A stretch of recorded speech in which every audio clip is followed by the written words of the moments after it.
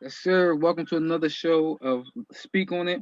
I'm your host, Don, man. Got my two co-hosts with me. Got my man Biv and got my man Tamon with me today. Today is a sports talk show today. With a lot of stuff going on, so it's jam-packed. So what we want to do is we want to get it started, but before we do, make sure you subscribe. Make sure you go to our page. Make sure you tell somebody, share, like, follow. But as for right now, let's get those watch parties started. Or just tell a friend that we are live right now. Without further ado, I'm gonna let Bev say something to the people. Hey, welcome to the show. Enjoy the ride. Yes, sir. My man Tamon, you ready? Hey man, let's go. Let's rock and roll. Let's get it. So y'all know what it is, man. Baseball. We're gonna start it off there. We're gonna kick it off with our power rankings, top five power rankings. I kick it Hey, off. you all right over there? Yes, I'm good. I'm good. You tripping though? Mhm. All right, start it off, man. I got the five. Five. I got the Twins. Oh, dang, you just okay. So this is our MLB segment, and Said we're it. gonna. Oh, you said He that? Oh, okay, I he missed it. introduced I was he laughing. introduced it. You I was was laughing laughing. too My hard. apologies. Okay, so at five, you got the Twins. All right, let me get the list. He got plus 23. Plus 23. Uh, differential 11-7. They dipped off a little bit. Had a number two last week, but they took a couple losses this week, so I dropped them down to number five. I'm with you. I got the Twins at five. Them and a lot of other teams suffered some setbacks. It seems like some other teams are starting to find their stride as well. So some of the teams are kind of coming back to the pack, and they kind of were one of them. So I got the Twins at five. Well, I dropped the Dodgers to five. Um, Okay. uh, I'm pretty sure that Dom will have them in up in there, so he'll tell you about the stats. But looking at the record, I have them at five. Dodgers are number four. Could have flip flopped them with the Twins, plus 36. They are still the best offensive team in the league, but they 11-7. And they had a couple of setbacks as well. So I got the Dodgers at number four. I got the Yanks at number four. They're 11-6. They were one of those teams that found a little bit of a slide themselves. I think they finally won and stopped a losing streak. Mm-hmm. But still early. Like I But say yes. they did take a dip back. So I think they were like 9-2 or 9-3 at one point, and now they're 11-7. So they they're taking a step back. So I got the Yankees at four. Yes, sir. At four, I got the Yankees as well. They dropped from my number one spot. I got a lot of Yankees love on here, man. Y'all undercover, man. Y'all undercover Yankees fans. I hate the Yankees. Hey, listen, that's my AL team, and I tell y'all right now, I like their they're fitteds. not even in my top five. I like their fitteds. They- Number three, I got the A's. Um, before they had a hot streak, plus 16, they're 12-6.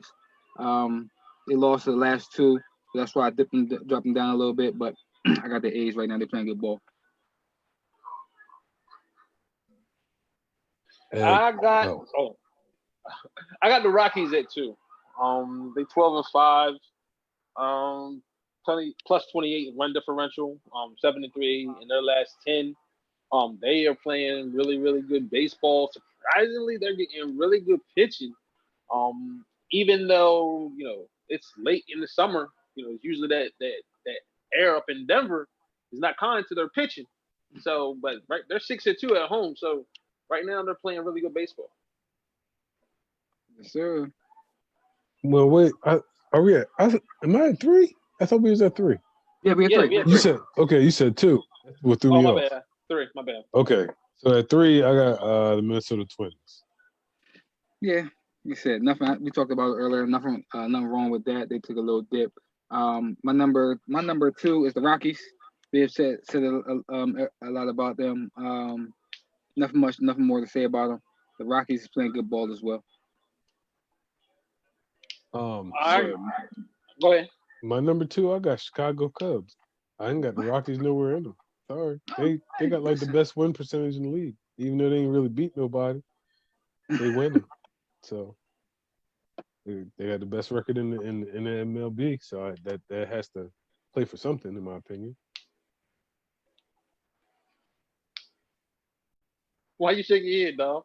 Because they don't got the best record in MLB.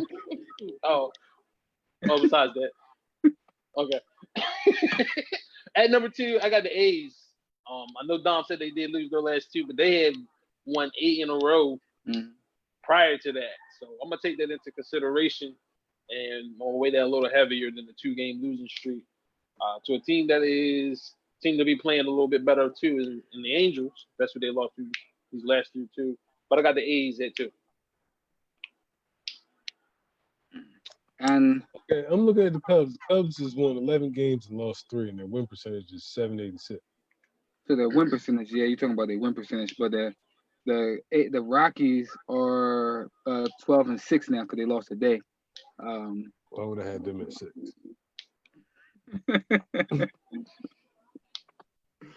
But hey, listen, we appreciate Tamon doing the baseball segment. He does his homework.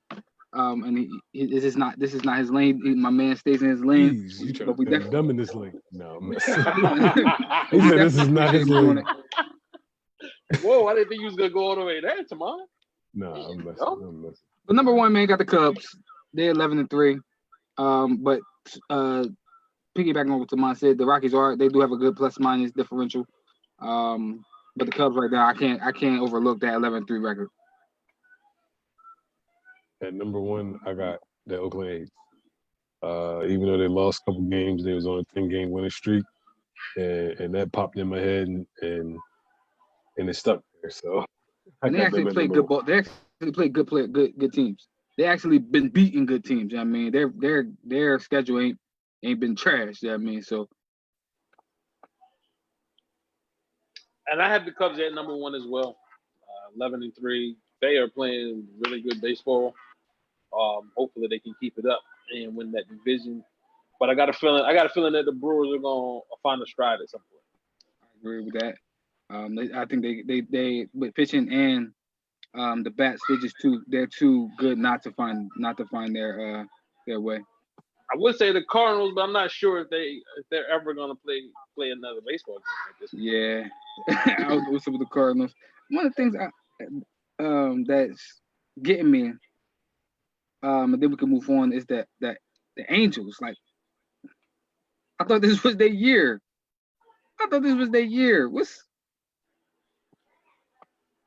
Maybe it's just they coming around. Maybe it's just the organization, man. I don't know. They coming around. They didn't beat the A's, the last 2 days. So maybe this is going to be the start of something.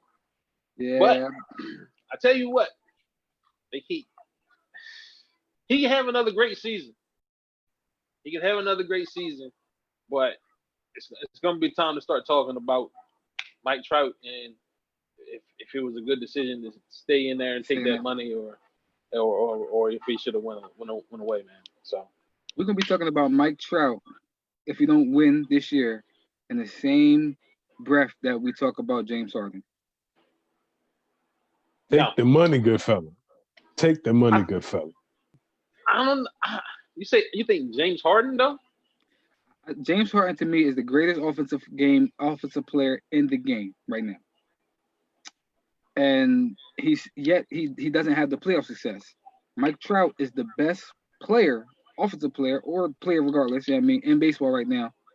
He just doesn't have the accolades. He just doesn't have the playoff success to go with it. It's one thing to not have playoff success. It's another thing to not have playoff experience. Like, he's not even getting playoff experience. I think he's played like 3 games in his career in the playoffs. So I wouldn't even put him. Yeah, I wouldn't even put him in that category with James Harden. At least James Harden is getting his team into the playoffs. I know it's harder to control a baseball game than it is to control a basketball game. James Harden has the ball in his hands. Mike Trout can't go out there and hit for everybody. I understand that, but it is still a team sport, and like, if his organization isn't going to put the guys around him, because anybody that knows anything about baseball, that's been the truth throughout his career. He has not had the guys around him to be successful. But it seems like this year was the year where pieces fell in line for him to make a push. And it's early, so I'm gonna give him some time, but it ain't gonna be too much time before we start talking about, is it time for him to maybe get away from the Angels? Even looking at the conference, it's gonna be tough for him, even with the expanded playoffs. It's gonna be tough for him to make it unless they turn around. Unless they turn around, it's gonna be tough for him to make it. Well, baseball is one of the toughest, in my opinion, one of the toughest team sports. Yes. I mean, when we're talking about offense, you're just depending on the one at bat versus actually having teammates involved. You know what I mean? And he can only do what he can do. Like, he can bring in 3 home runs, and do whatever. But at the same time, if pitching is off or you get a couple errors or whatnot, it sucks. Exactly.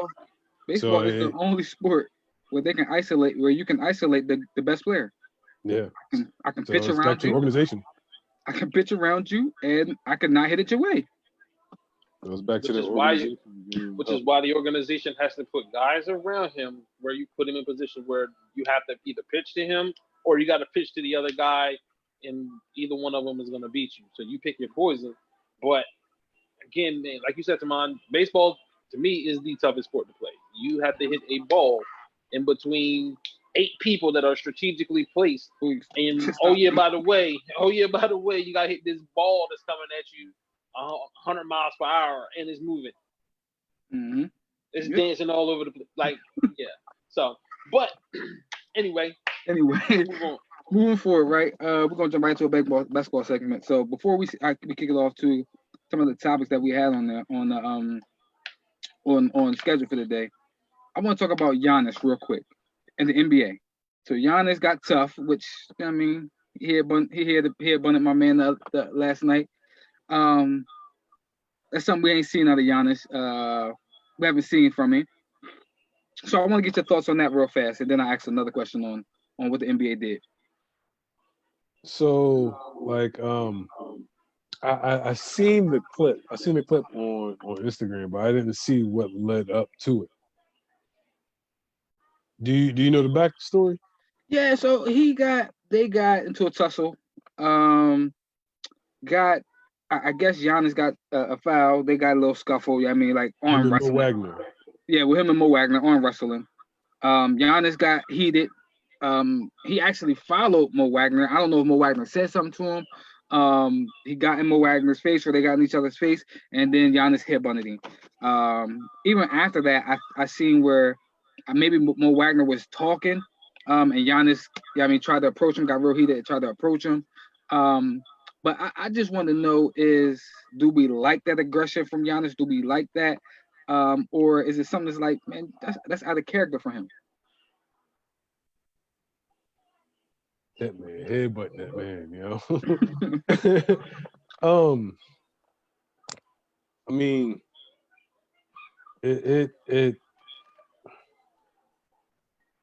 I'm not gonna say it's gonna be a bad rap on him.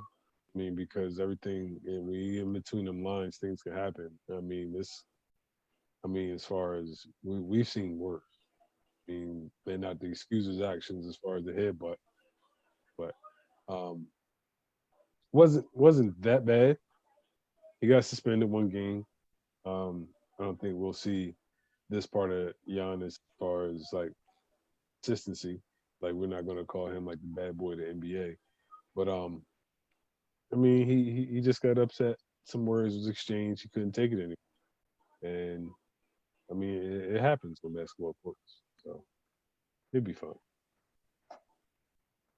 Yeah, but the difference is, this was the '90s. It'd be cool. We in the 2020s now, so where people are, they're gonna overreact to things. Like in the '90s, he might have got ejected, but I don't think he would have been suspended. You know what I mean? Mm-hmm. Like he headbutting, but he ain't really like a nudge. like it was like a mush, like it was equivalent to a mush with your hand. It wasn't one Like of that's them what he did with Jean-Claude his Van head. Damme. You know, it wasn't it no wasn't cock like back. it wasn't like one of them cock backs. Like I'm gonna take your forehead out. You know what I mean? Did he go overboard? Yeah, he went overboard. You know what I mean? I like the aggression, but he's got to be able to control it, because if people see that they can get under his skin and get that kind of reaction, you know what I mean, that could play out in the wrong at the wrong time. Mm-hmm. That would be my only concern. If he's got to just be able to control that. But I like the aggression. Get in people's face, let them know that you ain't gonna take no stuff and that you're gonna be there all night.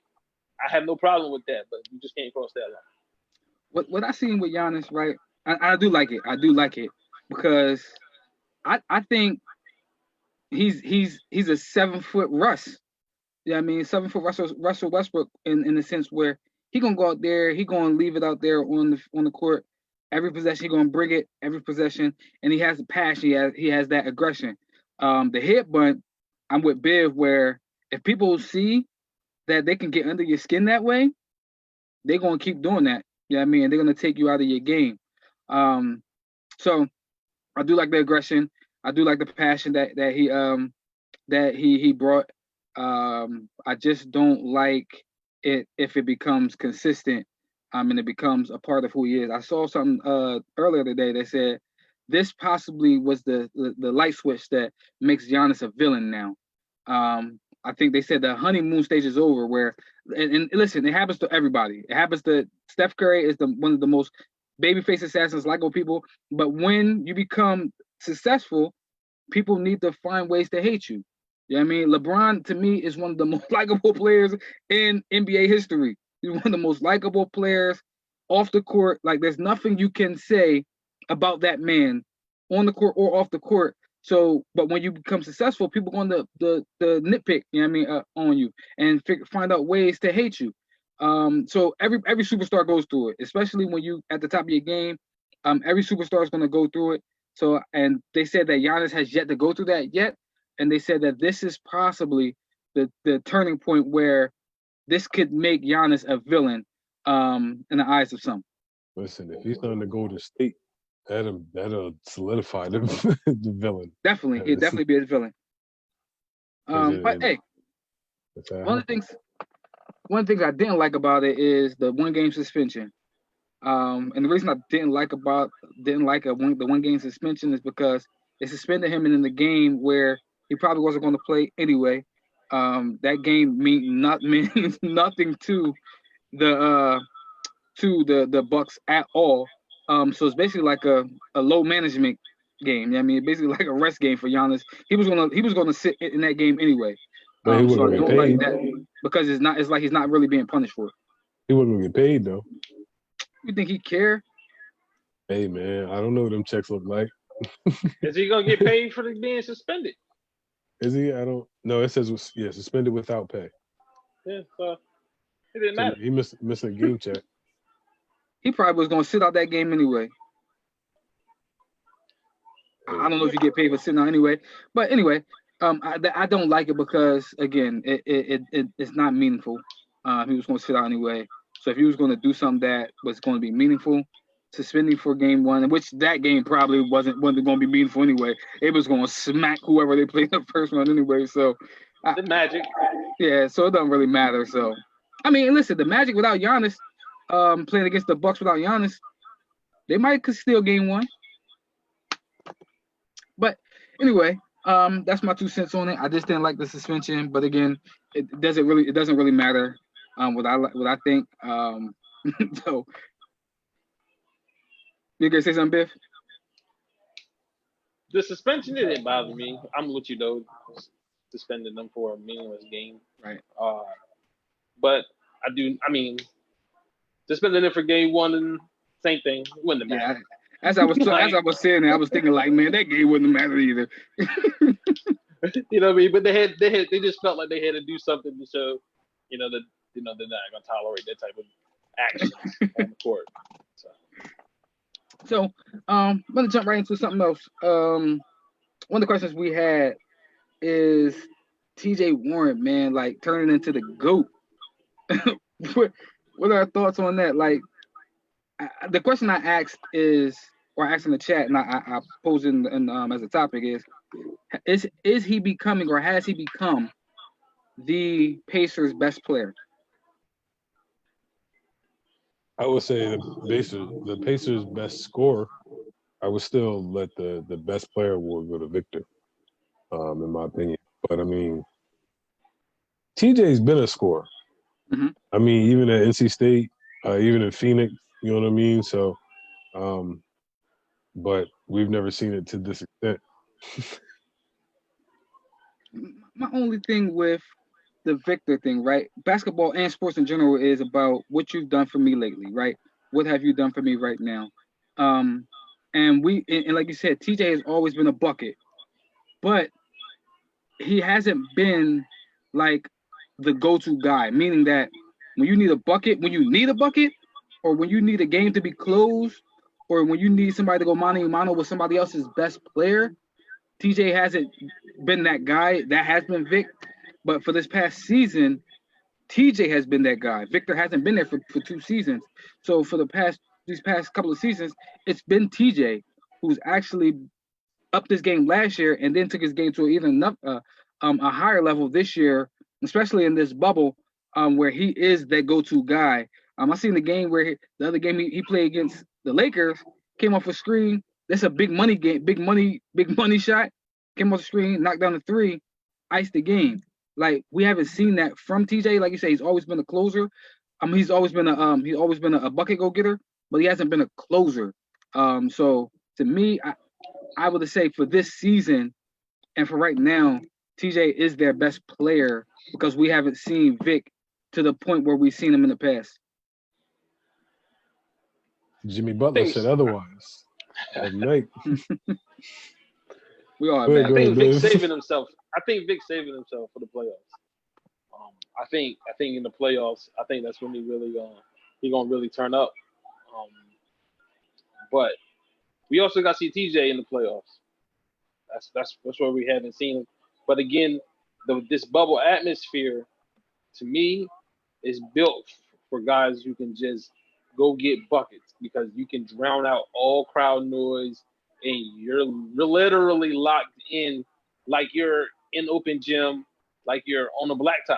Like that's what it feels like. I noticed it's organized and you got referees out there, but they've never, probably none of them have done this since high school.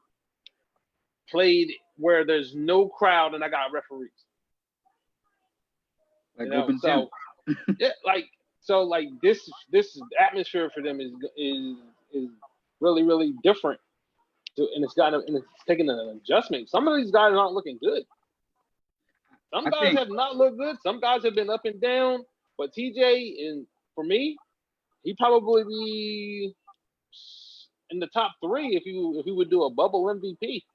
He's got to be in your top 3. Which we'll talk about on Friday, maybe. Segue. But so sticking with that, right? TJ. So if TJ is playing like that, and then we're saying that TJ is not their best player and Victor's saving himself, are the Pacers legit and can they legit compete in the East? Like compete with Toronto and Milwaukee? One question I have is TJ, is he a free agent coming up? I'll look into it, but I don't think so. Okay. I don't think he's a free agent yet. So if everything ends the way that it ends today, they will be playing Miami, which I just said Jimmy Butler had handcuffs on that man. So if I just go with 10 minutes ago or 5 minutes ago to mine, I'm gonna say that TJ is gonna have a tough time in the series, and that the Heat might actually pull that out. To be quite honest, so unfortunately, I think it's just because of matchups. I think if they would have got like the 3 seed, if they would have got the 3 seed or maybe the 6 seed, they would have had a shot. But with them matching up with the Heat, I don't think that's a good matchup for them. So that's what I'll say. And then let Biv, because just based on what you said, right? I think playoff time is a little bit different because now I'm not game plan for you for however many games. And We'll see TJ play against Jimmy again. Well, maybe they won't play. I think tomorrow. And we'll see how that works out. But I think, I mean, I think people have bad games. So we'll see. Well, TJ is signed through 2022. So, but I think if Vic is Vic, and this is why I'm saying he's saving himself for. I think he's not saving himself, but he's pacing himself and making sure that he's going to be healthy 100% and in game shape for the playoffs. If he's himself and TJ is this guy, yes, because to me, there's not a killer, a downright killer in the East. Giannis is not a downright killer. I wouldn't say Giannis is a downright killer. I don't think he is either. You know what I mean? I don't. Babyface one in Boston. No. Okay. He is. He's growing. He could be grow into one. I think Giannis is ahead of him. You know what I mean? But I could see both of them getting to that point.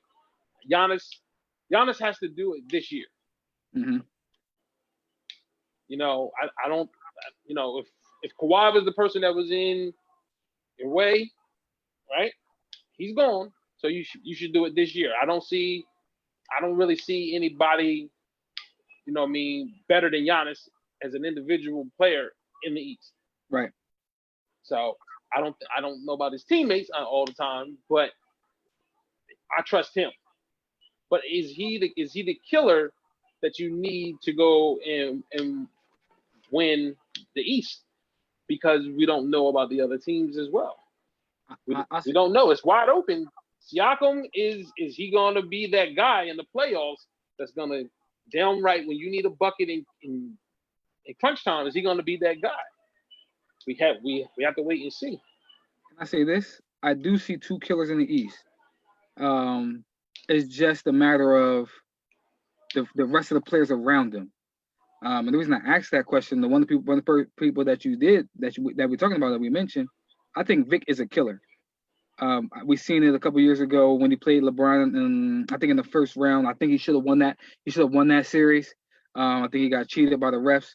But we see mano, he wanted it. Yeah, I mean, he wanted that series. Again, I think a couple of calls that the refs made, and it spun the series in Cleveland's way. But I think Vic is that killer. We just need to know if TJ is that killer alongside of him. And I think that Jimmy's a killer. But it's about, do you have killers around you?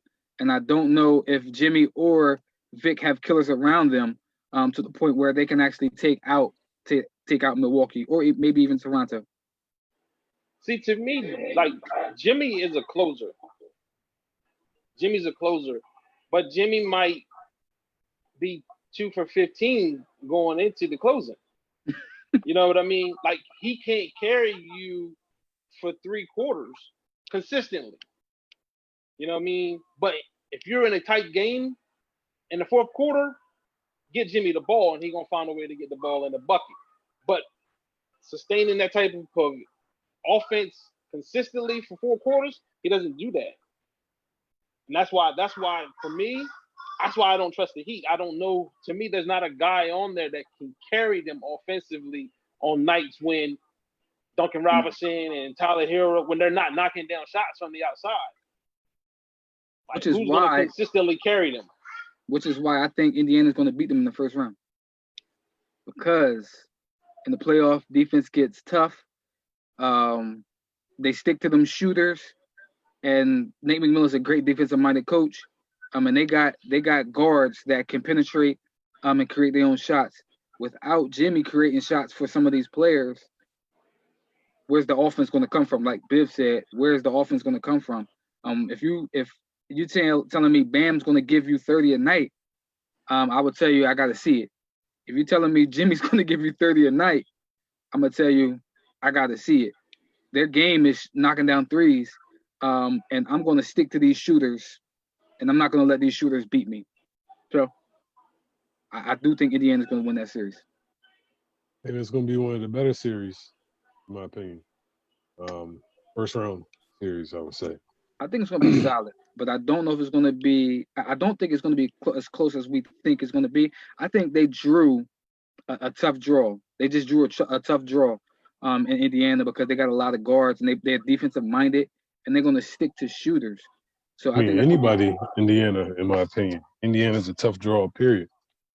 I think Miami's a tough draw too. I think I do. as much Eric Spoelstra can coach, Mm-hmm. and he's the reason why I give them a puncher's chance against anybody in the East. I just think if Against their shots anybody is in the falling, East. if their shots is falling, then I think if their shots is falling, I think they can beat anybody. But again, we've seen in the playoffs, they take strengths away. They take those things away. The strength of Miami is their shooters. All those shooters are young. And outside of Jimmy, can't tell me somebody that's going to create an offense for somebody. Maybe Goran Dragic is coming off the bench, but outside of that, there's nobody else that's going to create offense for somebody. And we know, like I said, when those shots ain't falling in Miami, that's typically where Miami loses. You know who Indiana's gonna miss probably the most is Malcolm. Brogdon. Okay. That's who they're gonna miss the most in this bubble, in this playoff run. I definitely agree with that because he's somebody. He D's up. Yeah, he straps up. He gets everybody involved. Yeah, I mean, he's the true point guard on that team. But I'll say this: if a healthy Vic comes back, I don't think they'll miss him as much as we think. If Vic becomes Vic, I think again he's a killer. I'm not saying he's the best player in the East because he's not, but he's a killer in the East to me. Can't wait to see it. Can't wait to see it. I'm excited about it, man. So with that being said, right, sticking with basketball, we talked about Alvin Gentry, which sparked this topic. So I wanted y'all to name a couple of coaches that y'all think are on a hot seat, coming with the upcoming season. And I got one. I kick it off because I want to have conversation. Y'all know I like to be controversial on here. One of the ones I have. Don't kill me, y'all. Fans, don't kill me. I'm not crazy. I ain't drunk. But Greg Popovich. I think Greg Popovich is on the hot seat. And not saying that he should be fired. Not saying that he's going to be fired. Not saying that he's done a bad job or anything like that. But here's my reasoning behind it. In the past 3 seasons, he's 127 and 108. The way that they handled the whole Kawhi Leonard situation, I think that could have been handled a whole lot differently. I also just think that they are on the downcline with some of the people that he has, some of the contracts that he has. I think they should have blew it up sometime this year. And I just think maybe it's just a change. Again, the hot seat meaning that he should be a change of scenery. He's still the best coach. He's still the best coach in the NBA. He's still one of the all-time greats, if not the greatest NBA coach. But I think he and the Spurs will benefit from a change of scenery, in my opinion. And I think that allowing somebody else to have that voice in that organization may be the best thing for him and the organization. Maybe if he goes somewhere else, he'll get that spark and that fire back that makes him the best coach in the NBA. Well, then I'll just go with my one. And I know that, because I mean, we did talk about Alvin Gentry, but I like Alvin, so I don't want to see him on the hot seat. I'll be biased on that. But I'm gonna go with someone I know that you have to agree on me on this one. Brett Brown. Yes. For the 76ers. Yes. Reason why I say that is because we've trusted the process. The process has been here. The process has not produced anything. So therefore, with the injuries that have happened, we don't know if Ben Simmons is he's out indefinitely. Is that correct? Well, he's out Yes, indefinitely, but we don't. He has the opportunity to still come back. He's going to be reevaluated in 2 weeks. So hopefully they get past Boston, and then we'll see. So reevaluated, not coming back, but reevaluated in 2 weeks, and then you got Joel with the ankle injury. He's back. He's playing. He's playing. Okay. Yeah. And now you got to go up against a Boston team that is prime for a run, in my opinion. Brett Brown, I don't think he was the right coach to begin with when they all came together, and I think this is if he stays, this is like 2-3 years too late. They should have been made a change, in my opinion, especially with the 2 young superstars that they got. So Brett Brown, in my opinion, is on the highest. I definitely agree with that. I look at, so people will say, well, Brett Brown, he's won no less than 50 games since he's had his whole roster, which is correct. I don't think he's a terrible coach. I just think that he's not the right coach for this team. I think he served his purpose. And when I look at it, I look at other coaches like Dwayne Casey and Jason Kidd, who's had good success. But Jason Kidd would be a good, yeah. I want Jason Kidd in Philly. I do want him in Philly, but I just think about when he was with the Milwaukee Bucks and he had good success, and then they fired them after having good success. And same with Dwayne Casey. I just think it's time to move on with a different voice and get somebody in there who's going to take what Brett Brown built and take it to the next level. Or David Fizdale. I like Dave too. I do like David Fizdale as well. Well, Tamon took the guy that I had, which was Brett Brown. That's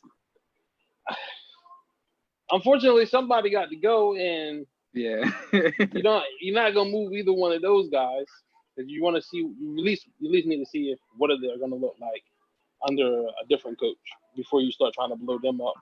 So Brett Brown, as far as Pop, I think the bubble saved him. I think this push to, they might have a play-in game for the AFC, So I mean, they need a lot to happen, but I think he coached his way. No LaMarcus Aldridge. Like I feel like he coached his way to keep to at least make the seat a little cooler. But I'm with you. Like the last 2 seasons with LaMarcus Aldridge and DeMar DeRozan. Like those two names brought higher expectations with a coach of his caliber. So I guess you got to kind of put him on the hot seat because they're underachieving. Yeah, especially like I said, it's just it's sad to say, but he's going up against his own greatness. You know what I mean? You expect, no matter who he puts out there, you expect them to win 50 games. You expect them to be coached well. You expect them to, at least to compete. And for the most part, I think they have. They went last year. They went to a Game 7 with Denver. They lost DeJounte Murray. And just some of the names that he rolls out there. Derek White, DeJounte Murray, Rudy Gay, and he pieces it all together. So I do think that he's a great coach. Again, but just by his own standards, his own success, I do think he's on the hot seat. But I do want to talk about the guy that actually sparked this conversation. And I do believe he's on the hot seat. I do believe he's going to be fired. And I do believe he should be fired. And it's tough. It was tough for me to say this because that's another black coach being taken away. But just looking at it, right? He had 175 losses with 175 wins, 272 losses. And he's had Anthony Davis. Since year 3, he's had Anthony Davis. And we could say all we want with Anthony Davis, and he's had Drew Holiday there as well. So at least I think Anthony Davis and Drew Holiday should at least get you 40 wins. There's seasons where he's not even touching, right? There's seasons where he's not even touching 40 wins. He's not even touching 40 wins. Did we see if AD played all them games? I don't care if AD played or not. 40 wins. You're not playing the Lakers. You're not playing you're not playing them every night. There's teams with Anthony Davis or Drew Holiday that you should go out there and you should beat. And then let's talk about what we talked about last week. The NBA gift wrapped him the eighth seed. They gift wrapped him the eighth seed. Here you go. Here's the eighth seed. Here's your job. And he didn't deliver. He lost One more year. He was getting smacked. He gets smacked by Sacramento. He gets smacked by San Antonio. Like, and the roster that he rolls out there, talent wise, it's not even. It's not on. The teams that he's losing to is not on par with the roster that he's rolling out. And he's losing to young teams as well. So I do believe that Alvin Gentry. I love Alvin Gentry. I do think that he's going to get fired. I do think that he should get fired. It's just, again, I think it's time for a different voice out there. One more year. Listen, if it was just for this team, if it was just this team that he was coaching, that he was losing with, I would say one more year. But he's been coaching AD. He's been coaching AD since his third season. He's had talent, man. He's had a all NBA talent, and he couldn't even make the playoffs. He's been in the playoff 1 year. 1 year. One more year. It's not gonna happen. Go ahead, man. I'm with you, Dom. I'm not saying that he should be fired, but I wouldn't be surprised if he is fired. And they're terrible defensively, man. And he's got athletes. So that's the thing. It's like how do you have athletes? Like, I feel like Lonzo, Drew, then he's had Alfred Payton. Like, he's had long, lengthy guys that should be able to defend, and they're always bad on defense. I want to piggyback off what you just said, right? Lonzo, even in UCLA, and in the Lakers, before his shot and everything like that, and his passing, one of the things that we talked about is he straps up. He plays defense. Drew Holiday has been an all NBA, all defensive team performer. And to see, like, the way they don't play defense at all as a team. Individually, they may strap up, you know what I mean? But as a team, the way they do not play defense at all, that speaks to me. That speaks to coaching. That's coaching, man. That's coaching. One more year. What's one more year going to do though? I'm with you, Tamon, because I feel like this year shouldn't count against them. You had a number one pick. You had Zion, and I get all of that. But this year, I feel like it shouldn't count against it. Like, Zion missed all that time. Then the bubble happened. Because if the bubble does not happen, and we were playing regular basketball through March and April, they would have took their AC without a problem. They were playing some of the best basketball at that time. Like, they would have took the AC. John Morant seeing that coming because Zion was coming for the Rookie of the Year too. So I feel like this year for him is a wash. Now next year, if be in the same position, they fighting. Even if they better not be fighting for AC, they better be solidified in 45 to 50 wins and definitely in the playoffs. I mean, they don't have to have home court advantage because you can't pretend like the West is not stacked. It's a lot of teams in there that's going to be really good. You got to remember, the Warriors are not going to be bad next year. Mm-hmm. They're not. So the Pelicans, they're going to be fighting with some other teams, but they should not be fighting for AC because they have a losing record. Again, that shouldn't be the case. I hope he gets another year. I want him to get another year, but I wouldn't be shocked if he does. I'm just saying one more year because I'm just biased. I like Alvin Gentry. No, I do like Alvin. I like Alvin again, and I don't want to take a black coach away from a team. And even New Orleans. New Orleans has been good with hiring minority coaches anyway. The last 4 out of 5, you know what I mean, has been minority coaches.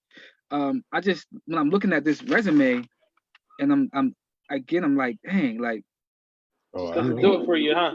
He 100 games under 500. Like, 100 games under 500. And again, even taking away this season, we throw this season away, he lost 40 games. He's still 175 and 230 Two, like I'm with it. I'm with you. If we give him one more year, and We let's gotta just do say, something with it. no, I'm saying Facts. if we give him one more season, right? And let's say he balls, now you extend him. No, Why I mean, not? you extend him for one more year and see what happens. I mean, that does happen. I mean, otherwise, I mean, if you don't, in my opinion, if he doesn't perform next year, then he can be on the Clippers sideline with Doc. And he's just gonna replace him with Tyron. We're gonna Hey, it give seems like Tyron Lue it's a the switcheroo. yeah, I get Sam it. Cassell get a coaching job, or Teron Lue get a coaching job, and we're gonna switch them all out. Let's switch these. So, but Again, just the record and his the defensive side is like, uh, I seen people. Listen. They fired Dwayne Casey after win Coach of the Year. that's, You know what I that's mean? all So right. Let's talk about so the AFC. I was gonna say, who else? Was it George Karl that got fired? I think he coach of the year too. they fired George Karl. I think George Karl was the year that he won 50 something games. Fire that man. So I'm just saying, like, maybe it's just different voice, and maybe that Alvin has done his job. Alvin has did what he needed to do with that team. But next year, that team is loaded now. Next year, with another year of experience with a healthy Zion, with Brandon Ingram actually becoming more of the guy, because this year was a breakout year for Brandon Ingram. For Brandon Ingram to say, "Oh, you know what? I can actually do this. I can actually be a superstar in this league." To have a veteran Drew Holiday, to have Alonzo Ball, who's a pass first pure point guard, to have a spark plug like um, Josh Hart. I'm with Biv. There's no excuse for them to not play defense and for them not to actually be competing for a spot. Like Biv said, not even an A spot.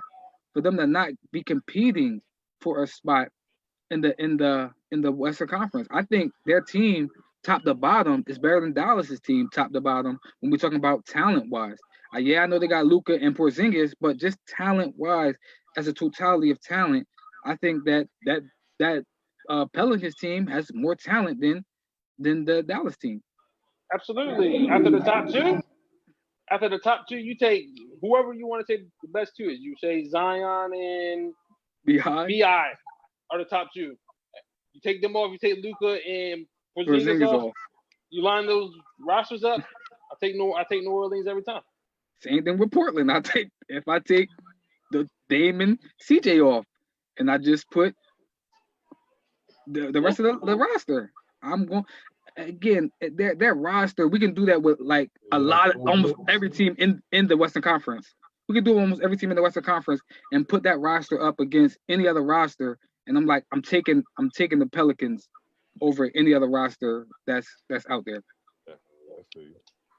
So, with that being said, being so that what sparked this conversation was them being hand gifted the AFC in the bubble, and they didn't take advantage of it. Let's talk about the AC, the run on the AC right now. There's 4 teams right now fighting for the AFC. The Blazers is in the driver's seat to take that AFC.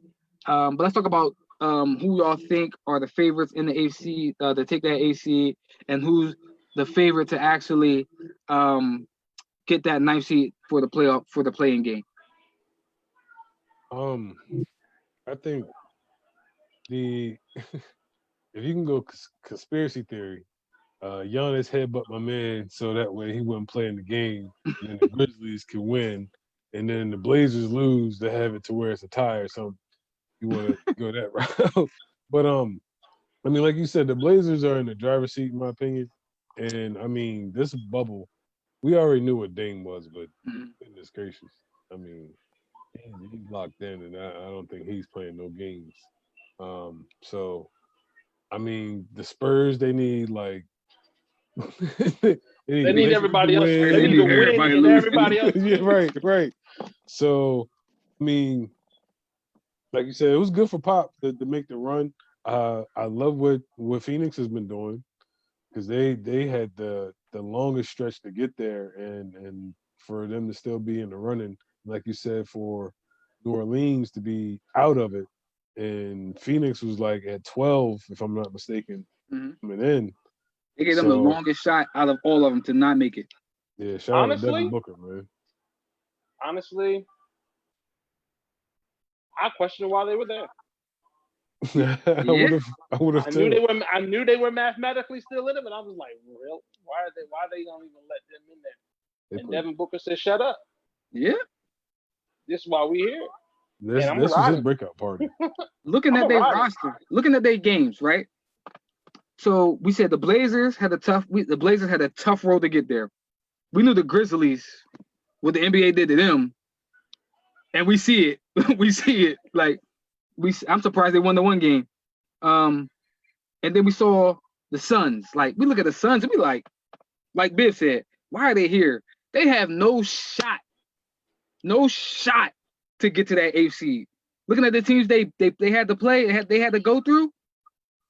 I penciled them in the same way I penciled the Grizzlies.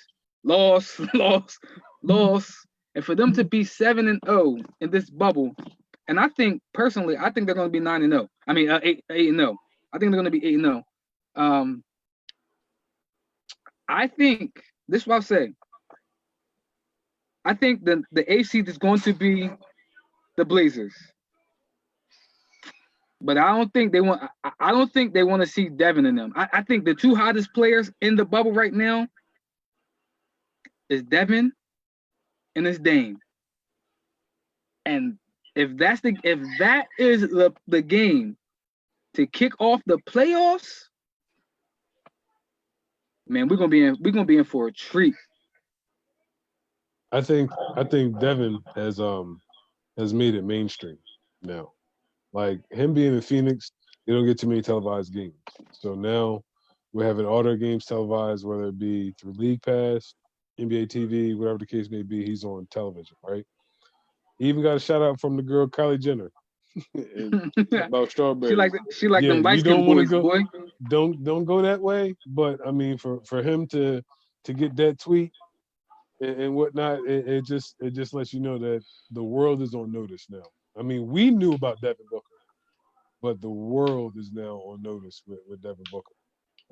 But I think that the Blazers would be the best matchup for the 1-8. I agree. Team-wise. And not to knock the Suns and what they did, but I mean the Blazers, like Biff said a couple shows ago or last show, the Blazers was in the Western Conference Final. Mm-hmm. I mean, and that was without a healthy Nurkic. So, I mean, even Dame said that he felt as though if they had Melo last year, they would have went to the finals. Stretch, it is. That's what that man said. You can't. That's what he said. I'm not going. Listen. If I could find the tweet or the article I seen it at, I was like, wow, that's bold. He said that. That man said. So. They lost 4-0. Melo was gonna give them 4 games. That's what the man said. He got to big up the Hall of Famer, man. That's what he got. That's why he said it. How Terrell Owens said, "That's my team. That's my quarterback." Wow. I'll go there. I think the Blazers are the better matchup for the Lakers, but I think the Suns are hotter. And with CJ being wishy-washy and Melo being 36 and a little over the hill, just being real, he's not gonna be that guy that's gonna go out there and give you 25. You know what I mean? Dame's gonna have to be that guy, and it's gonna be a shootout with him and Devin because I think the Suns win tomorrow night against the Mavs. And they're gonna take that 9th seed, and it's gonna be a shootout with him and Dame. But I'm going with the Suns, man. I'm gonna take the Suns to get that 8th seed and make the playoffs. Woo! Listen, I'm gonna say this, right? Who I want to get in, I want the Suns. My heart says the Suns, right? because I want to see Devin in the playoffs. I think they're gonna get smoked. I think they're gonna get smoked. I do if they play the Lakers. But I just want to see him in the playoffs because he like I said, he's in Phoenix. He don't get a lot of TV time. But to get that team in there and to show off, I think now he starts to get the notoriety that he should. I think he's the second best two guard in the game. That's just me. But I think he's the second best two guard in the game behind James Harden. But my head says the best matchup who will actually scare the Lakers. I think Portland can actually beat the Lakers in the 7-game series. Healthy, I think, and especially the way the Lakers been looking, I think they can actually beat the Lakers in the 7-game series. So that's why I want Portland to get in because I think it's better. It's a better matchup. But to have Devin Booker go off for like 40 a night in the playoffs, I think that puts him on the map and lets people know that he is here. Like, he got to the All-Star game this year. He is Dame before Dame became Dame, where like people were overlooking Dame. Like, we second guessing this man getting in the All-Star game. Skip still overlooking Dame. It's Skip. But like we were second guessing Dame to get in the All-Star game, and we like because he going up against so many guards. Same thing with Devin Booker. Devin Booker made it this year, but it's because there was injuries. Because like he had to get put on the roster, but what he was doing should have automatically put him in there. Winning is the difference. Mm-hmm. You know, and like when Tomas said, you know, the world is on notice. He winning. He's winning. You want to get on national TV? The Warriors play out on the West Coast. They ain't got no problem getting on TV. No problem getting on TV. The Lakers, they ain't got no problem getting on TV. You got to win. He was not winning. Now he's winning. Now people are taking notice of him because he's winning. His numbers, people viewed him as they were just empty. Mm-hmm. Like he was just out there putting up numbers. Now he's winning. Now he actually looks like he cares. Mm-hmm. He looks different out there playing basketball. He does not look loose. He looks locked in and focused. And the results is you see the results. And my heart and my brain are aligned. And not to take anything away from Devin, because I totally get what you're saying. I love watching him hoop. But at the same time, Devin's got a lot of years left. My man's on his way out. So let my man get one more run in. That's how I feel. That don't sound nothing like mine. That sound all heart. That's all. Well, nah, brain wise, I mean, like if CJ McCollum would stop, like you said, being wishy-washy, like legit on paper, they can match up with the Lakers. They gotta be healthy. Like I said, the report came out. He had that fractured back. You know what I mean? But that's the thing. I got into it with a guy on Facebook today because, you know, he was talking about, you know, they kept doing the same thing, giving Dame the ball. And I'm like, CJ was stinking to join up. He was terrible. And he was like, well, then some other guy was like, well, his back was hurt. Well, he shouldn't have played. Like, your 2 for 14 didn't help them. That put him in a position where Dame had to do that. Mm-hmm.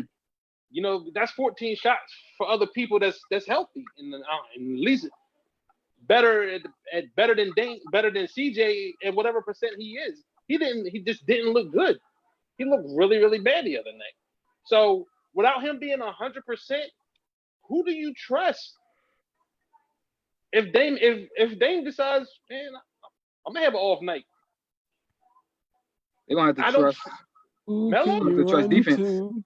You trust Melo gonna have that one throwback? Nah. He gonna have to. They're gonna have to trust defense. That's what they're gonna have to trust. We're talking about 4 throwback.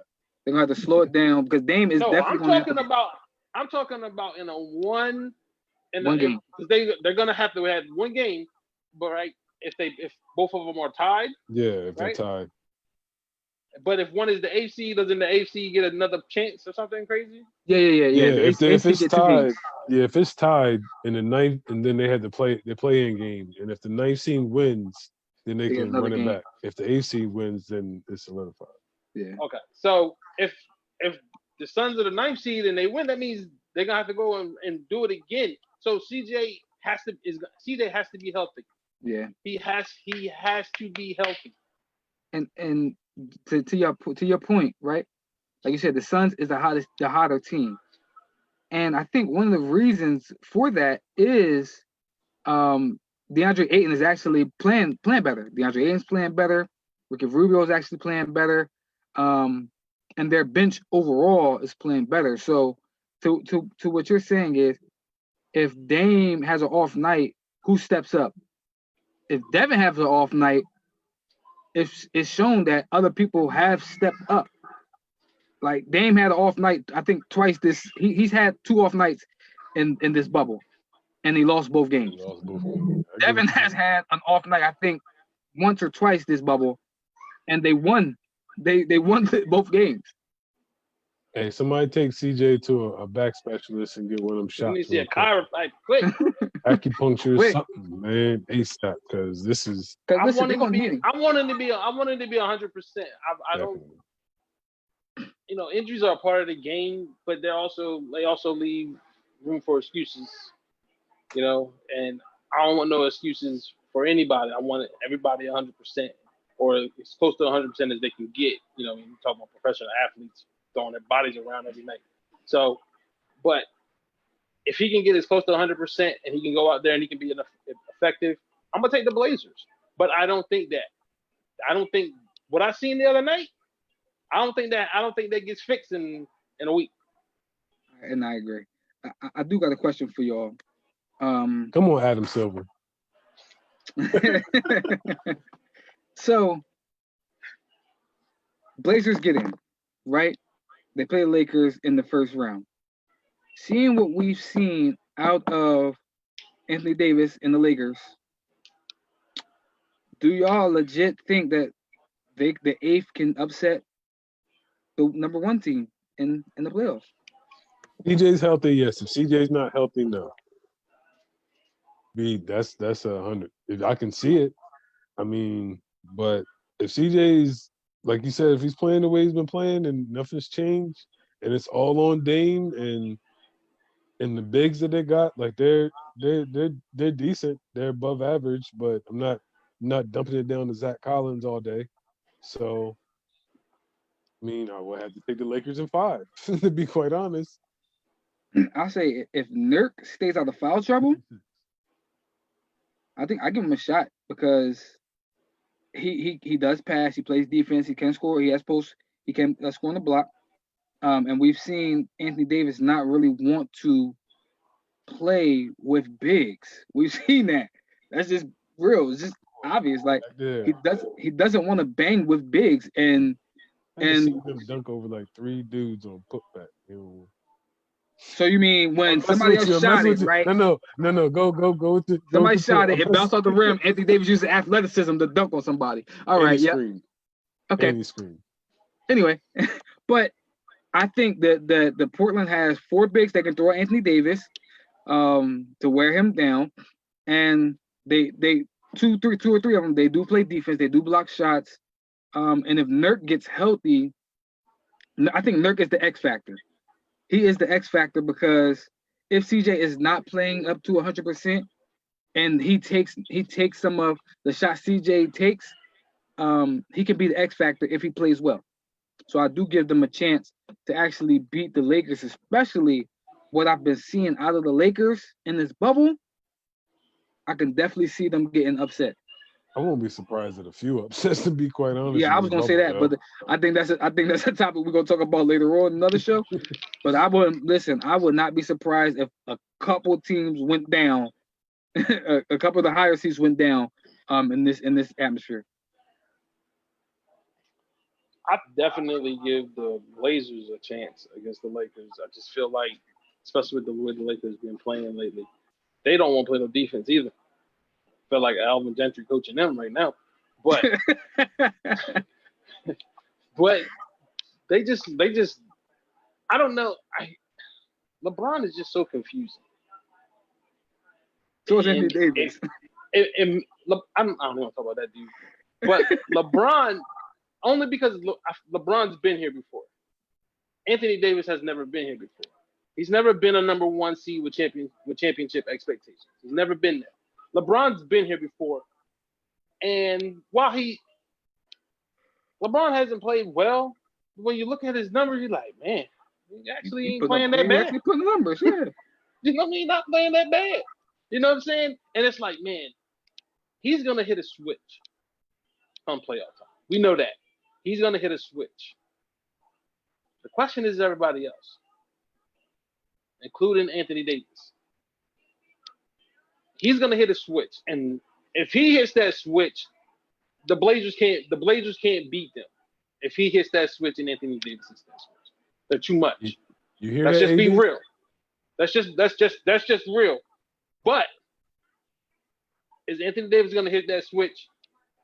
And if he doesn't hit that switch, can LeBron, at his age, carry the load against a team that is gonna be big inside?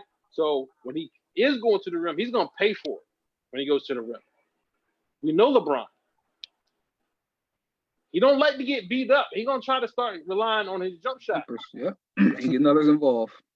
He's gonna start relying on his jump shot.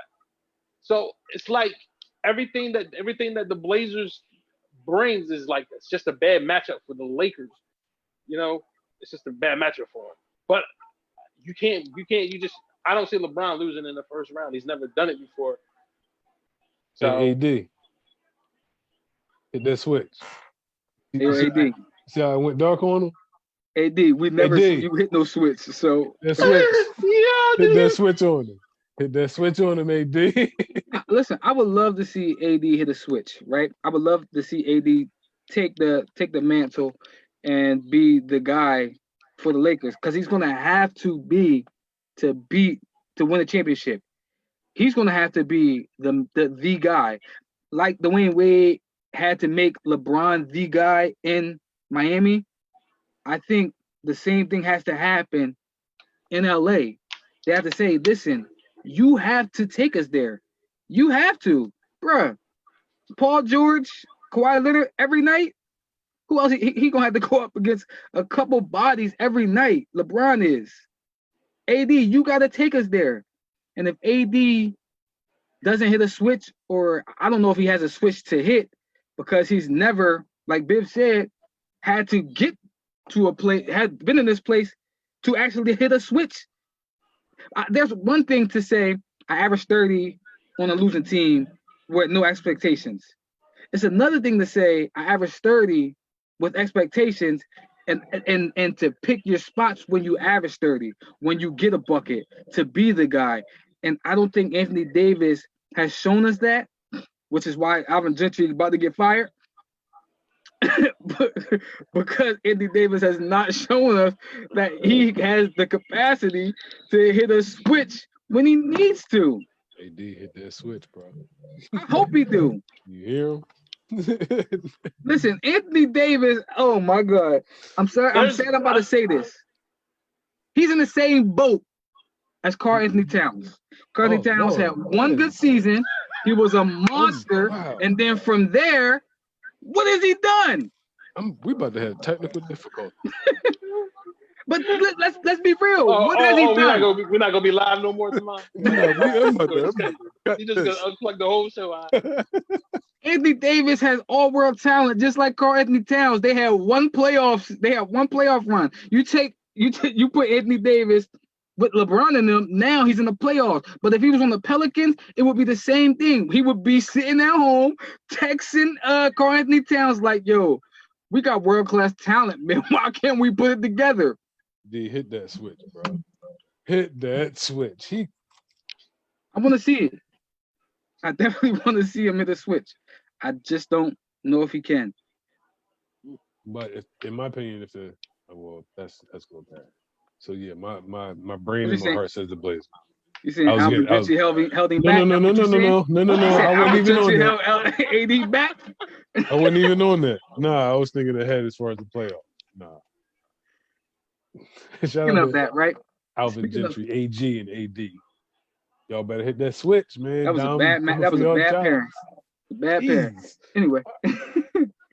Speaking of hitting switches, right? And speaking of playing basketball in the fall, and us being in August and we talking about playoff basketball, I want to talk about what's happening in the NCAA with some teams opting out of fall sports and others opting in with fall sports.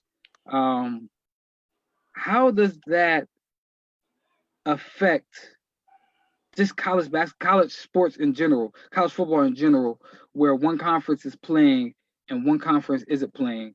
How does that affect the brand in and of itself? Jim Harbaugh want to play because this is his best shot to get a national title. Yeah, okay. If everybody else is not playing. Oh yeah, because he's the only team. But I mean, with this situation,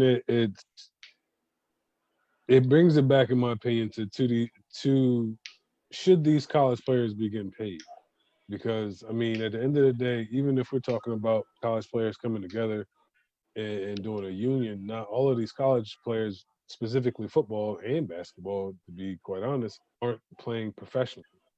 So you have this risk of these players that want to play. Granted, they want to play, I mean, because they have aspirations to go to the leagues. I mean, we've seen notable players speak out and say they want to play that we probably would more than likely see on Sunday, versus the walk-ons that you may not see, and this is their only shot at playing football. If not, they'll go on and get a degree and do whatever. So when we're talking about that union, like, how are we doing that?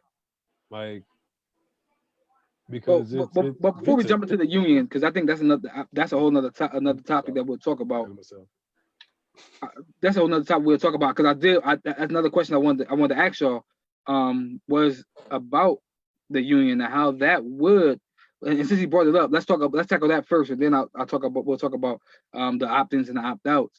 How would a union help in the situation that we're in right now? Like, how would that help? And how would they go about actually doing that? It's like a million colleges. I was like, bro, it's gonna be extremely difficult. The way I look at it, and it might be a bad analogy, but it may not be. It's almost like the NCAA is the federal government, but each conference is a state where they operate within their own government. Because for conferences to say, yeah, we're going to play football, and then other conferences say, well, we're going to play sports in the fall. It's not, because it's not just football that's being canceled, it's all fall sports. But we're not going to play fall sports. And then other conferences to say, yes, we are. It shows that there is no unity, no true governing body that's going to control everything. And with that being said, because let's just call them what they are, even though they're not being paid, the players are independent contractors. That's what they are. They're independent contractors. So if you're an independent contractor to a school who is in a conference that doesn't want to participate, what are you going to do? And what rights do you have with a kid who's at another conference that says we are going to play? So, like, I look at it, it's a long shot to unionize it, the players, just because, like, who's governing it? Like, the NBA has a players union. Like, is this going to be a conference? Is it going to be each conference? Is it going to be each school? Like, how is it going to work? I hope they do it, because they deserve to be protected and have their rights protected and get the things that they deserve. They need it, but they got to do away with the NCAA. It just needs to be torn down. I don't know if there needs to be an entire governing body over college sports, or if you're just gonna let each conference handle. I don't know the answer to that, but the NCAA isn't the answer right now, and I just hope the players of all sports, not just football, not just the big three, but of all the sports, get what is due to them. So I looked it up. I was like, well, what does a union do, right? What will a union do? And it represents all players in matters of wages, hours, working conditions, and protects their rights to play the sport, right? Um, so just looking at what they would try to accomplish in doing this, the only thing I could say what a union will do, just based off this definition, is just protect them in matters like this. Protect them in matters like COVID-19 or pandemics where one conference, like you said, one conference is saying, no, we playing. And another conference says, well, we're not playing. It would make them all get on the same page to say, either we're playing, we're all going to play fall sports, or we're all going to play, or we're all not going to play. And I think that to me speaks volumes to just how disorganized the NCAA is. I know we could talk a lot about the brand of or the shield of the NFL and how they are all about the money, but at least they have a union that players are actually saying, okay, yes, we are going to play. The NCAA, like you said, they're really all about the money because these players ain't getting paid. They aren't getting paid. And for them to say, listen, I don't care, we playing. I don't even know if they are consulting with the players or anything like that. Actually, no, they're not, because I saw another report that says some of the players was like, I think I got cut because they didn't send something out to me. And they was like, no, you didn't get cut. We just ain't send it out to nobody. And I'm like, well, if your players don't know if they're playing or they don't know if they're cut or not, like that speaks to dysfunction to me, which is why I do think that they should have a union. And in order for them to actually have a union, they do need to start paying the players as well, because now the players that are there playing who probably have no shot to go to the pros, they have a reason to actually play in the games, as opposed to just the players who are, we're going to see on Sundays. I mean, I agree with both of y'all. I mean, this has opened up a big can of worms to where the NCAA, to where they're supposed to be, to where they're not making money, but now you got student athletes trying to make business decisions, and it goes back to the independent contractors. I mean, let's be honest here. Trevor Lawrence is speaking out about playing because he's like, I'm trying to get that number one pick. I mean, we foresee it as him being the number one pick, but he wants to go out there and do that. And for the love of the game. And now we're talking about making business decisions because the NFL can go on because they're adults, but now we have student athletes that we're talking about here. And we can't just focus extremely on the big sports either. I mean, you got cross country, you got soccer, you got field hockey. So these sports are affected as well. And those student athletes, in a sense, don't have the notoriety to get on ESPN and have their tweets shown to bring attention. So, I mean, it all goes back to, in my opinion, they should have been paying them in the first place.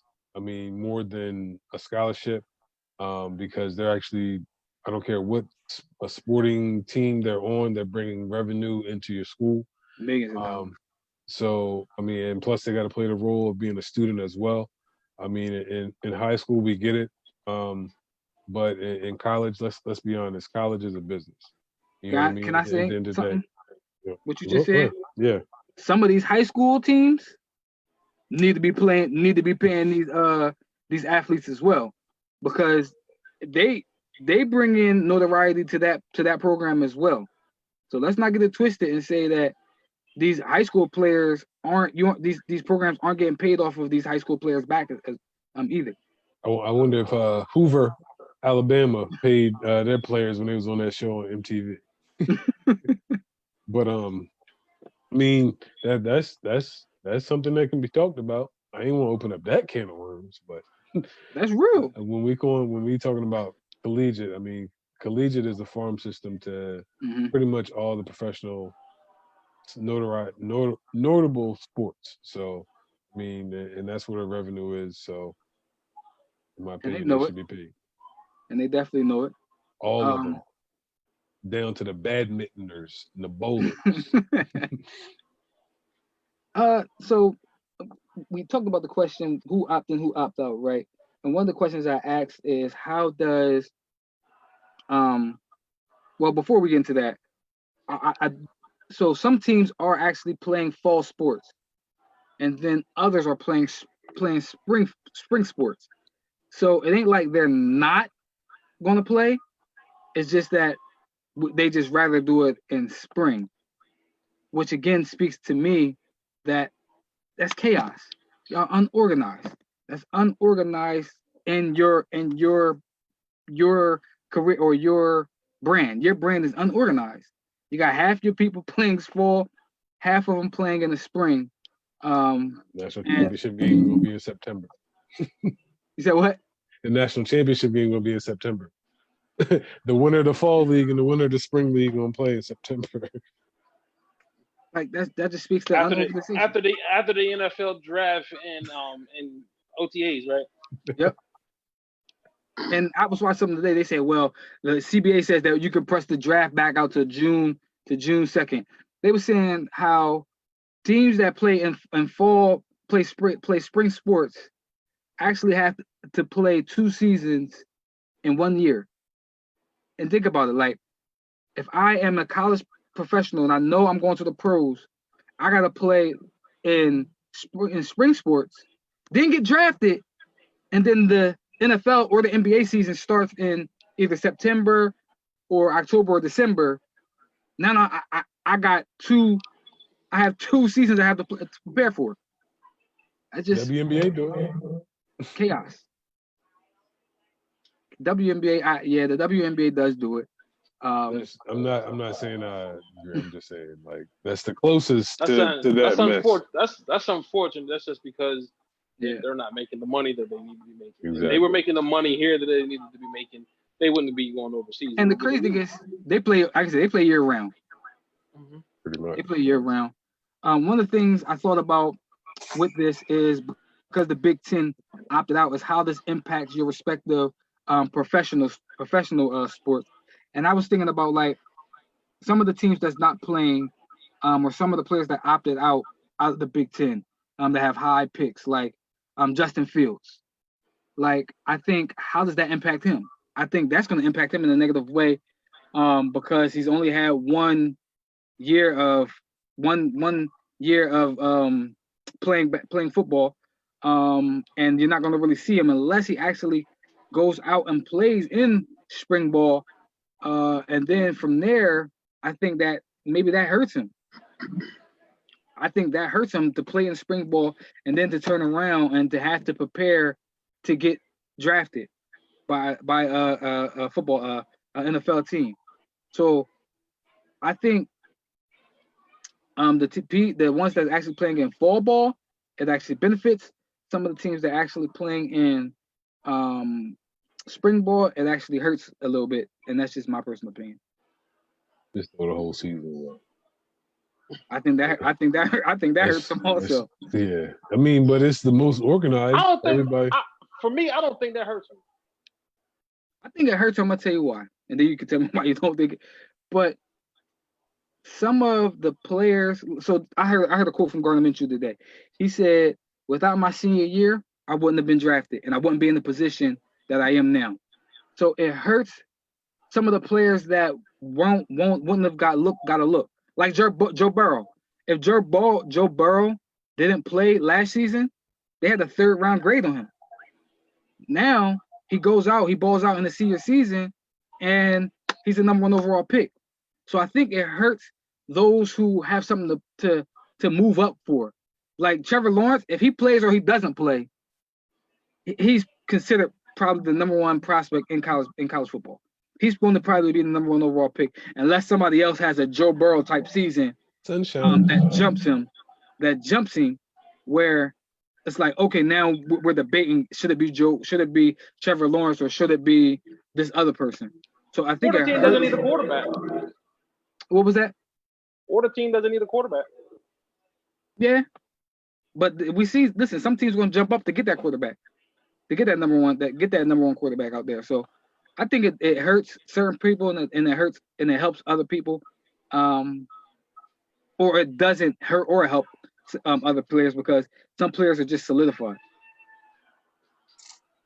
I agree. If you throw the whole season away and start over next year, and unfortunately they lose that year, but they can come back and be like, they can still do their academics. Like I said, how does that help the seniors? Because they still can play next year. They still have that year of eligibility. It's just that like this year just didn't happen athletically.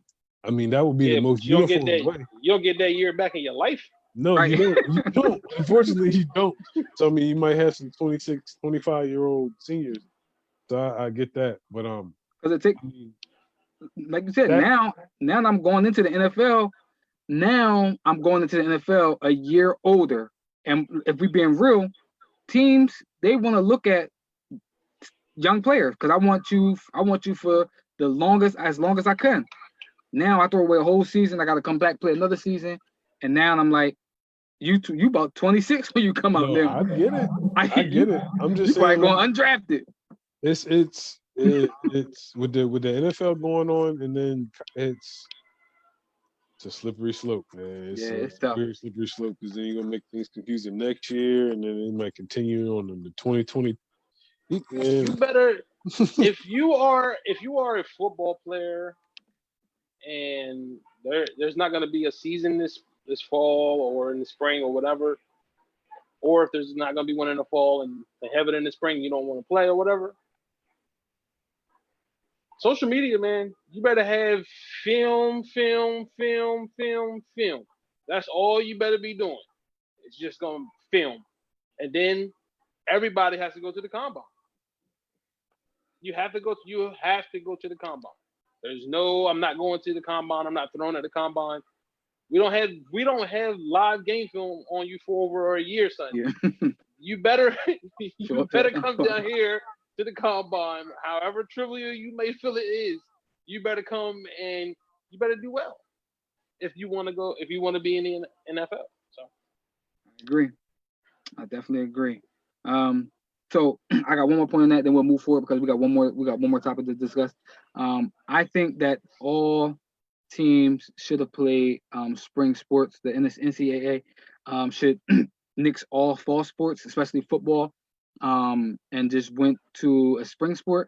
And the reason being is they should see how the NFL handles this in this fall, and then if it's successful, you model it after what the NFL did. And if it's not successful, you either not play the season, or you take what they didn't do and do that to make sure that you put a good product on the field.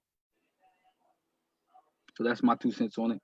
But we got the last topic of the day. That's hard, though, because you still have to, like, they're student athletes, so they got to be on campus going to school, and then you can't justify them being on campus to go to school, but none of the other students on campus, because then they are employees at that point. Mm-hmm.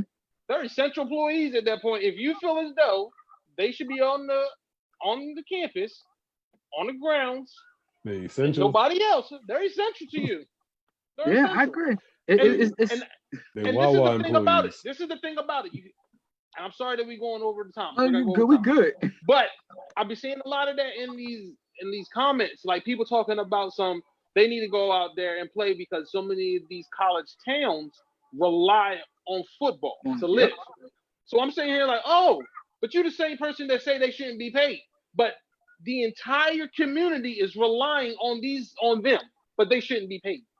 So Biv, you just smoke a lot, man. That's something else we can talk about. That man is banging the table. Cause listen, that's something we can talk about all day. That's a whole show in itself. Like Biv just said, the whole economic system for this town is based off of these college sports.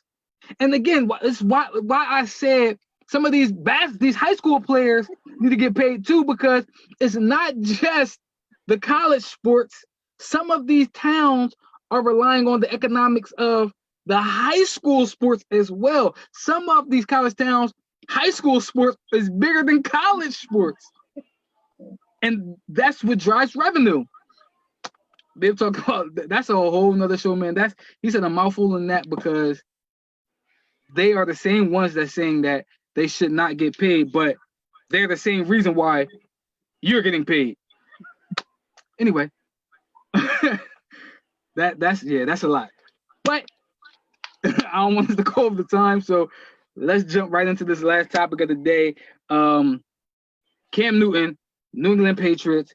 We didn't know how he was going to fit in, but it seems like Cam is fitting in real well with the New England Patriots, and some of the teammates is actually they loving it. They loving having them there. It feels like that same spark that Tom gave him. Yeah, it's a honeymoon period. Cam gonna be Cam at some point in time, and it will all come to a crashing halt.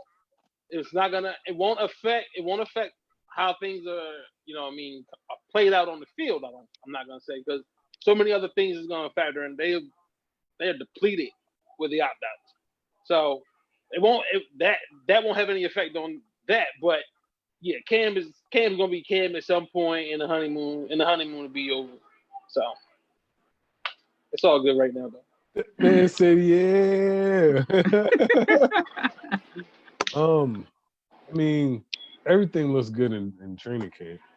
So, I mean, new beginnings, new everything. But, I mean, if the Patriots start off 0-2, we're going to definitely hear a different tune. But, I mean, listen, Cam is a former MVP. Cam is a former Heisman Trophy winner. Cam is taking his team to the Super Bowl. Number one draft. National champ. So, and he took a lot of less money. I mean, which says that he wants this, and this is what he feels as though is best for his career. I mean, good thing he's been wise with his past money to where he can take less, and it's not a push. So I think with that being said, with it being more about him getting back and him knowing, hearing about the critics, I think he's going to have a chip on his shoulder. I just hope that chip doesn't butt heads with how Bill Belichick does as far as his coaching style is concerned, because we know with him and big personalities, he can crush them quick. I mean, it was sad to see what he did to my man Chad Johnson, but nonetheless, it happened. So I'm hoping the same doesn't happen for Cam. It's funny for me to say that I'd be rooting for the Patriots, because I can't see myself. But I hope Cam does his thing. So that's my take on that. Two things. I give you two takes. So I'll ask y'all the second part and let y'all think about it. The second part is, do we think he can be the next quarterback for the Patriots? But to piggyback off what y'all said, right?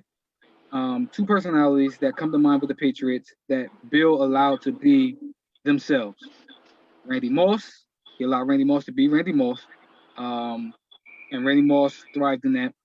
And he allowed Rob Gronkowski to be Rob Gronkowski. And Rob Gronkowski thrived as well. To an extent. I mean, he allowed them to be themselves to an extent. So I think Cam Newton is infectious. He has a big personality. He revs up. He is one of those people that will get both sides of the ball fired up, just based off of how he plays, just off of the personality that he brings. So I think that Cam Newton can be the quarterback, the next franchise quarterback for the New England Patriots, if they allow Cam Newton to be Cam Newton. And it all depends on what stage of Cam Newton life Cam Newton is in. Is he in the over 30 mature Cam Newton, where I want to be a winner. I want to just be all about the team, and I just want to win the Super Bowl? Or is it going to be a Cam Newton where it's all about him? And I think for the past in the past couple of seasons, I've seen where he was moving and inching towards it being about the team and about winning. To now where we see he took a pay cut. I mean, he did take a pay cut. Now, granted, He ain't got no choice. That's probably the only choice he had. But to me, even to me, that's a slap in the face to say I was coming off of me having probably the best season of my career, and I got injured, and then nobody wanted me. That in and of itself push you right into be humble, and to be mature, and to actually want to be hungry enough to go out and to prove that I can be the guy for this New England Patriots team. So I'm interested. I'm like Taman. I will be rooting for Cam Newton this year. I do want to see him do well in New England. And I hope he get his Icos commercial back too. Nah, I don't think he'll do that. In New England, he gonna get clam chowder. He gonna get all that extra stuff. You know what I mean? He gonna have a couple crab commercials or something. He gonna have a bunch of different things. You know what I mean? I was going to say, man, do he? Nah, he ain't got no facial hair. He don't shave. So. No, he got the Florida dreadlock. So he might be the perfect African American person to be in Boston. Clean shave. No, he ain't clean. You seen his hair, brother? I said clean shave. Oh, okay. I was about to say, because you know he gonna come with them hats. Yeah, he gonna come with them hats. He is being himself in his own individual way. And like you were saying, Dom, about the slap in the face. But if nobody wanted him, it had to be because of how they feel about him as a person and as a football player. Because the football player is, he's the real deal. Like, so if that was the case, then yes, this should be that humbling experience. And I think he's with the right coach to humble him. And the teammates around him, again, I don't know if their personalities are gonna click throughout the season, but they're gonna go hard for him because they know he's gonna leave it all out on the field. Even if they don't get along, he's gonna leave it all on the field. So they should go hard for him. But I believe the fix is in, man. I believe the fix is in. They're trying to get Trevor Lawrence, man. I really believe that. I really believe, in my heart of hearts, Bill Belichick is a mastermind. I would not be shocked if 10, 20 years from now we find out about Trevor Lawrence gate.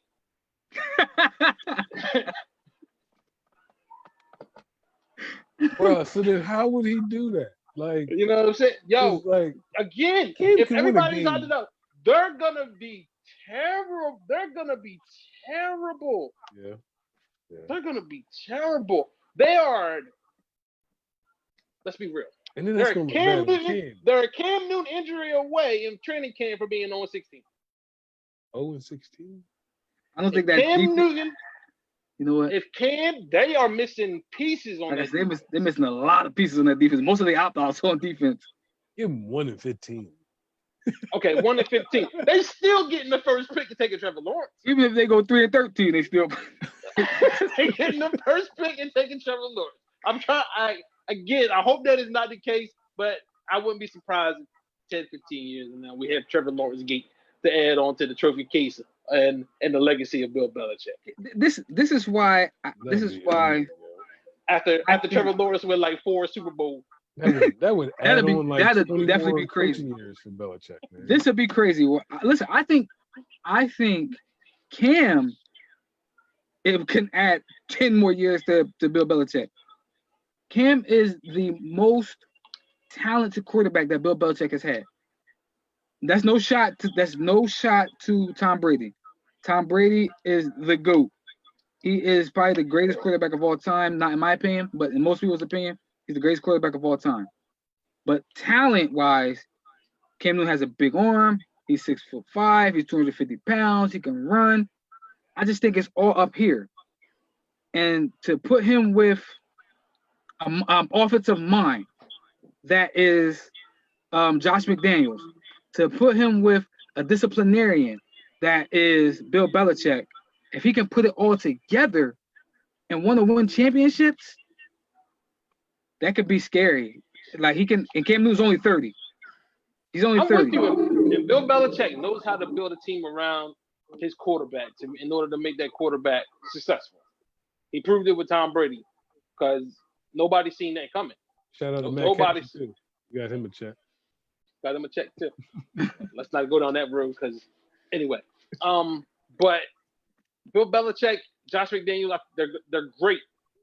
They are. If Cam can stay healthy, if he can stay healthy, and that's the big question. You know, can he stay healthy? And if he can stay healthy, then you shouldn't have to look for no other quarterback because of the way the league's set up now, where you can play quarterback till you're 45. It looks like.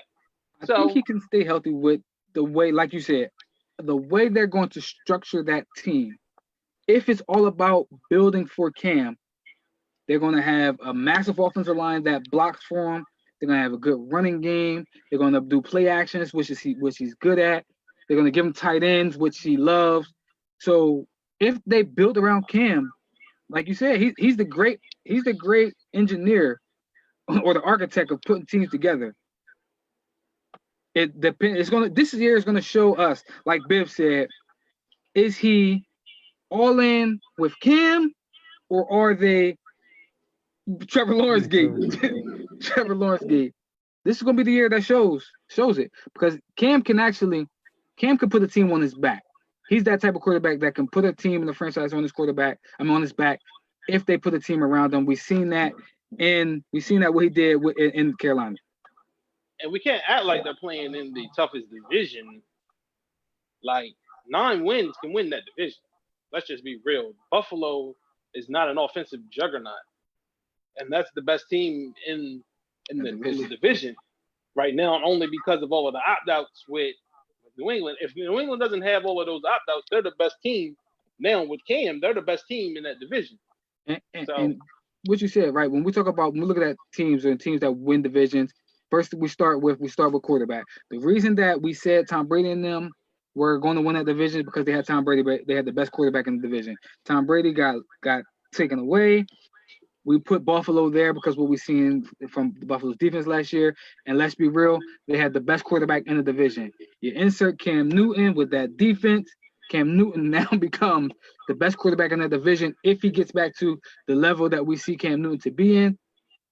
That can be I legit can see them, if they build around Cam Newton, 12-4 next year, fighting for a number 1 seed in the AFC and potentially winning it all, or potentially being 4-12 or 3-13 and having Trevor Lawrence as the next quarterback for the New England Patriots.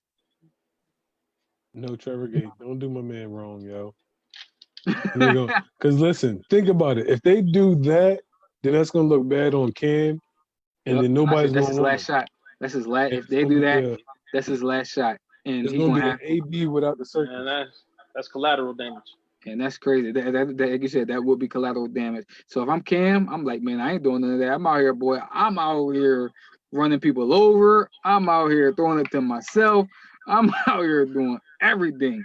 You ain't going to do me like that. We ain't lose because of me. just pretending like it's Auburn all over again. Yep. Mm-hmm. That's exactly what it's going to be like. Especially like Biff said, especially in that division, Cam could definitely go 6-0 in that division by putting the team on his back. With the right pieces around him and the right offense, easily. I'll say this last point, then we'll wrap it up. Name outside of the Rams, the Ravens and the Chiefs.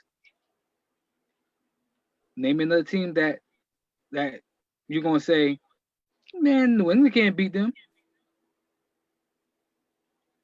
Nobody. Nobody.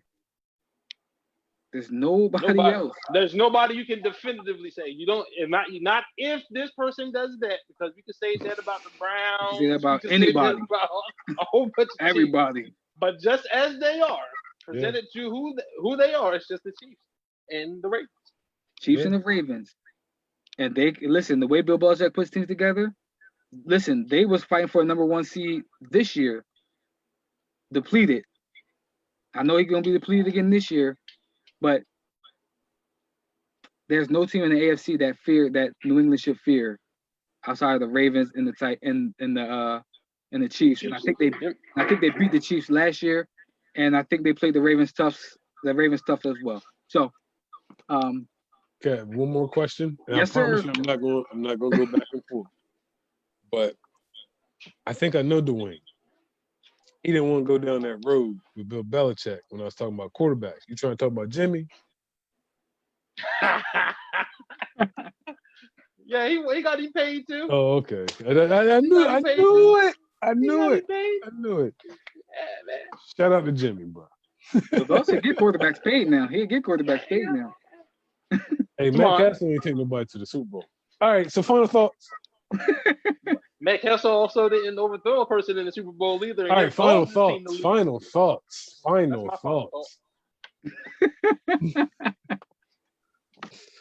My final thought is that 2020 can make you see better. Make you see 2020. Yeah. COVID has made us see that the NCAA is a business, that they try and blackball Cam, and and the bubble makes for great basketball. We see who's real and who's I ain't gonna say who's real. Yeah, that's that. My final thought is when the pressure is on, or when you're under the microscope, you see the real you gets exposed. Who your true colors, who you really are, gets exposed. And we seeing that on both ends. We seeing that in the NCAA, the microscope is on them, the pressure's on them, and they folding under the bubble. They folding under the pressure. We see that with the NFL. The microscope is on them, and we seeing them for their true colors. And we seeing that in other areas. Like, I know I take shots at LeBron and them, but listen, they've been under the microscope, right? And we seeing are they being able to hold up? We also seeing like Dame. We see Dame pinned in the microscope. The pressure's on him, and we see who he really is. Same thing with Devin Booker. So my question is, my final thought is, when the pressure's on, when you're under a microscope, who will you become? Who will you be? Will you fold under it? All those things that you try to hide, those flaws that you try to brush under the surface, so people wouldn't see it. The microscope shows all of those things. So who will we see, or who will you become when the pressure's on, and when you're under a microscope? I think that when you do that, if the microscopes get put on you, you should let us see or expose who you truly are. That way we can grow from these type of situations. Hey, so that's my final. How Jim Carrey do it? Sorry, when you said it, go ahead. Don't allow the microscope to expose something that you don't want us to see. My final thought is, I just want to give a rest in peace shout out to my man Jeff Akins. He was shot and killed over the past weekend, man. Good brother, known him his whole life. Coach with me, and just going too soon, man. So just rest in peace to my man Jeff, and just wish the best to his family, man. Definitely Peace to Jeff, man. Thoughts and prayers go out to his family from Speak On It and from the Wiltshire household, man. I didn't know you, but my man Biv knew you, and he speak highly of you, and so I'm gonna speak highly of you. So he would definitely be remembered as a pillar in the community. And rest in peace, Jeff. Absolutely. So that's our show for the day. Wrapping it up. Follow us on Instagram, on Spotify, on our YouTube page, and on our Facebook page. I said some last show that I didn't know But we do have all of our stuff on our pages. We have our link tree on our pages, on our Facebook page, on our Instagram page. So it makes it easy for y'all to go follow, subscribe, like, share from there. So there is no excuse to say that we don't know, we couldn't find y'all, whatever it is. It's all right there for you guys. So support us and what we're doing. If you like what we're doing, make sure that you subscribe, like, share, tell a friend. And we're here every Monday, Wednesday, Friday to speak on it. And if y'all have any shows or ideas that y'all want us to talk about, drop a comment, let us know. But until next time, y'all know what it is. Speak on it. Peace.